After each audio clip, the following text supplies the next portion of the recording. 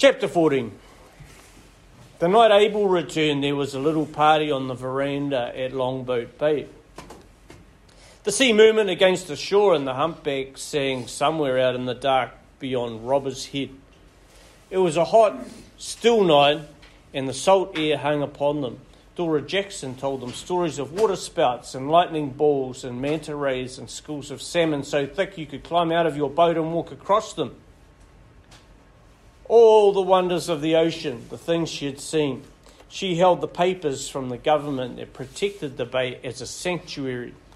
The pages flashed yellow in the light of the lantern. Her face glowed with pride and relief. The three of them laughed and sang until it was late, celebrating the news, happy to be together again. They were all going to bed when Abel's mother fell.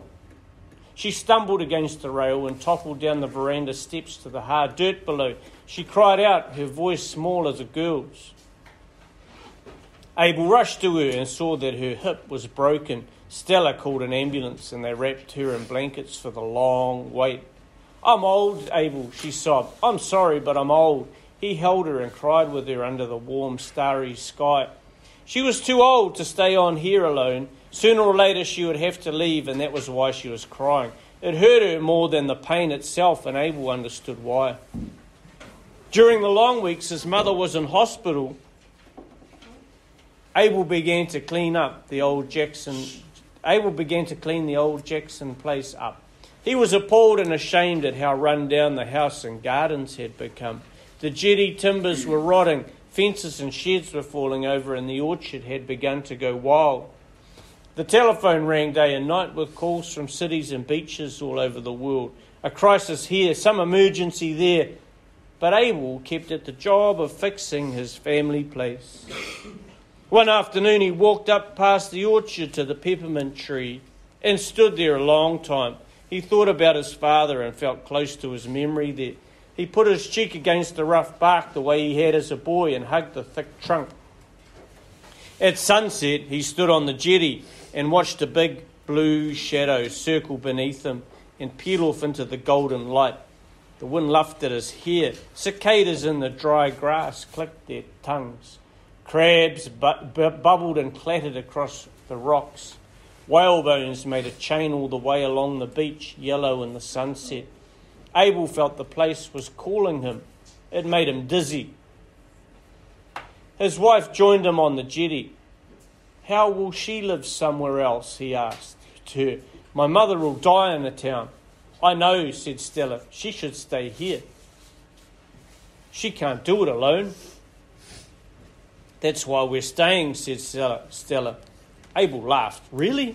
Abel, do you want to talk about the sea or be in it?" He shuffled his feet. "Do you want to be homesick or be home?"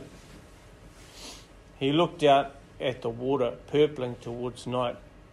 "It's a hard life here, Stella. So why do you lie awake every night wishing you were here?" "Because it's what I want," he said. "It's what I've always wanted. I rang the foundation a few minutes ago and told them we quit." Abel brought his mother home to a freshly painted house. She was surprised at the yards and the fixed sheds and the newly planted gardens. They made a special bed on the shady veranda and nursed her back to health. Dora stood with the aid of a walking frame the day the officials came to declare the bay a marine reserve. She pointed out the politicians who used to be businessmen, the same ones who wanted to build hotels here.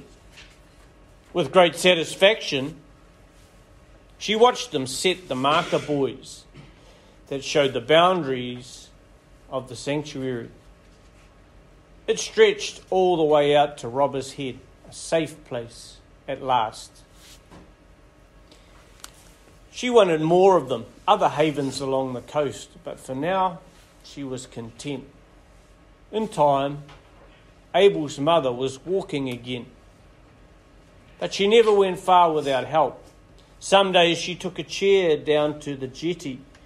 When she was strong, she made the climb up to the peppermint tree to be alone with her memories.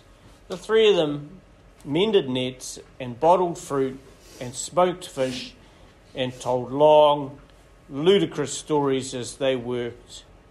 Abel and Stella supervised the bay and kept an eye on the summer visitors. They wrote papers on the breeding habits of abalone. They walked in the forest and sat up high on the ridge to watch the migrating whales pass. Some days they took divers to see Blueback gobble crabs and swim grumpily around his reef. One cold winter night, a baby was born at Longboat Bay. They called her Dora, after her grandmother.